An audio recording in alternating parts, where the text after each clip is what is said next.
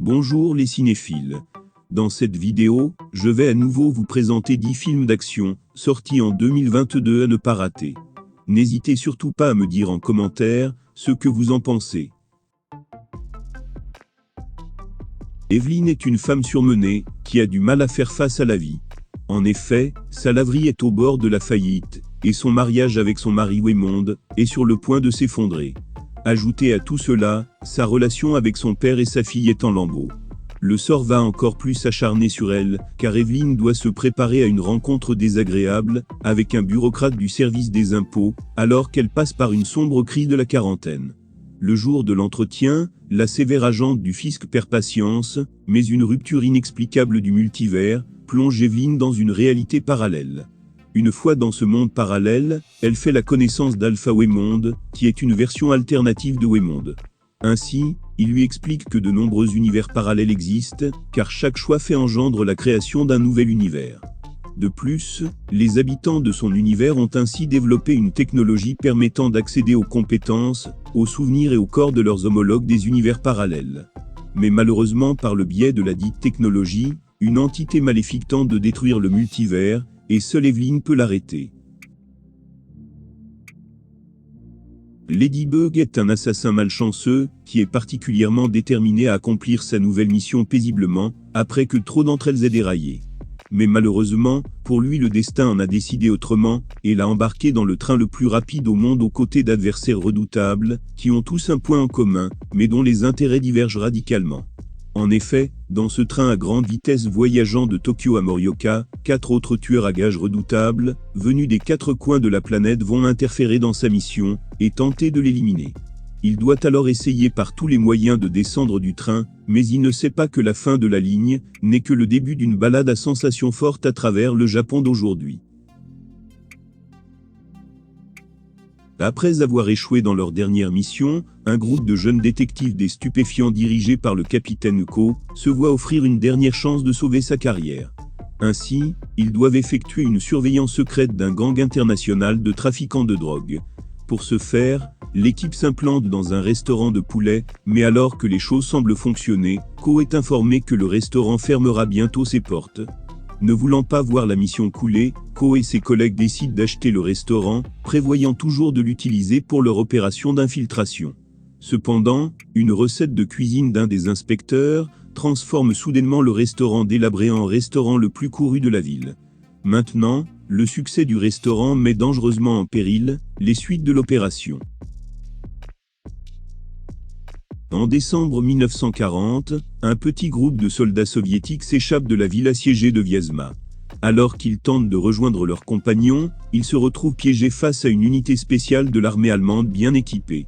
Aucun d'eux n'est un héros, cependant alors que le combat semble perdu d'avance, ils trouvent une aide inespérée auprès d'un mythe, le fantôme rouge. En effet, depuis des semaines, les troupes allemandes craignent un mythique soldat soviétique. La rumeur dit qu'il est immortel, et qu'il apparaît au moment où l'on s'y attend le moins, pour tuer ses ennemis à lui tout seul. Les Allemands font tout pour le détruire et battre l'armée rouge, mais le vengeur russe parvient toujours à s'échapper. Bref, c'est un fantôme que personne n'a jamais vu, et qui sème la mort parmi les lignes ennemies. Mitsuhama, une petite ville portuaire du Japon sans intérêt. Abandonnés par leurs parents, Taira et Shota Ashiwara, 2 frères adolescents, vivent dans un chantier naval en bord de mer. Taira se bat souvent avec les élèves d'un autre quartier de la ville, mais un jour il disparaît après avoir été passé à tabac. Tandis que Shota part à sa recherche, Taira se lance dans une violente expédition dans les rues de la ville, en quête d'hommes costauds à frapper, ne suivant que l'obstination de son ego, qui refuse la défaite. Maintenant, battre et ravager les autres est devenu un passe-temps de routine, et ils ne s'en sont sans bouillonner que lorsqu'ils se déchaînent. Le lieutenant Jake Harris et 3 soldats des SEAL, une unité d'élite de la marine américaine, escortent Zoe Anderson, une jeune analyste de la CIA, sur l'île Noire. De la prison ultra secrète qui s'y trouve, ils doivent exfiltrer un détenu nommé Mansour, qui est le seul en mesure de stopper une attaque terroriste imminente. Mais malheureusement pour eux, le directeur de l'établissement pénitentiaire refuse de le libérer, malgré toutes les tentatives de Zoé, pour le convaincre. Bientôt, la base est envahie par des hommes lourdement armés, qui prennent le lieutenant Harris, et ses 3 soldats au piège, tout en essayant de libérer le même prisonnier qu'ils étaient venus exfiltrer.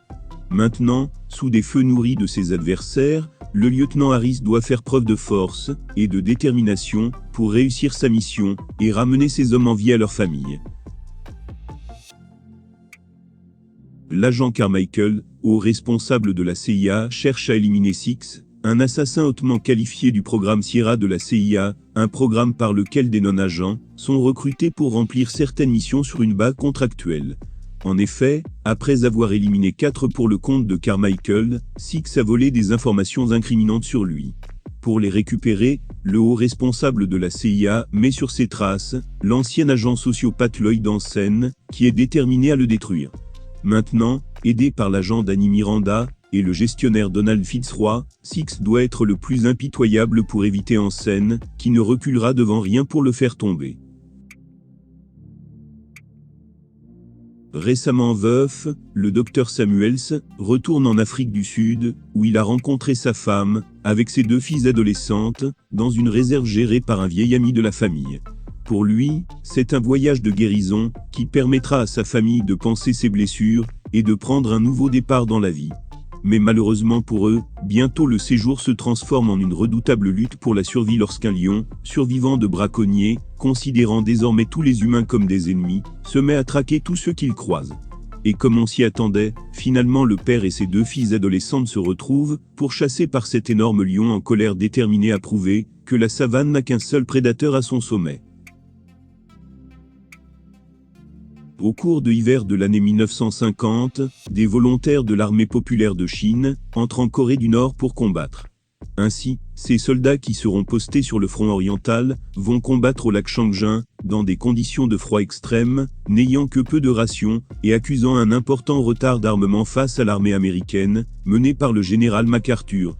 Avec pour seuls alliés leur volonté de fer et leur courage, les soldats chinois vont lutter au-delà de l'entendement et livrer une bataille qui restera à jamais gravée dans les mémoires. Nous sommes en Afrique du Sud en pleine période de l'apartheid. Au cours d'une mission de sabotage à haut risque visant un dépôt de pétrole, 3 combattants de la liberté du groupe armé MK comprennent qu'ils ont été piégés et que la police les attend pour les arrêter. Suite à une poursuite en voiture à grande vitesse avec la police, le trio finit par chercher refuge dans une banque à Silverton, dont ils prennent les employés et les clients en otage. Pour le trio, aucun doute, il est victime d'une taupe à la solde de la police qui pourrait être l'un d'eux. La pression monte, et des tensions éclatent au sein du groupe.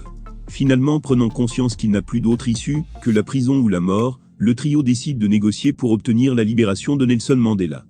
Nous voici à la fin de cette vidéo. On se dit à la prochaine pour une nouvelle vidéo de suggestions de films et séries.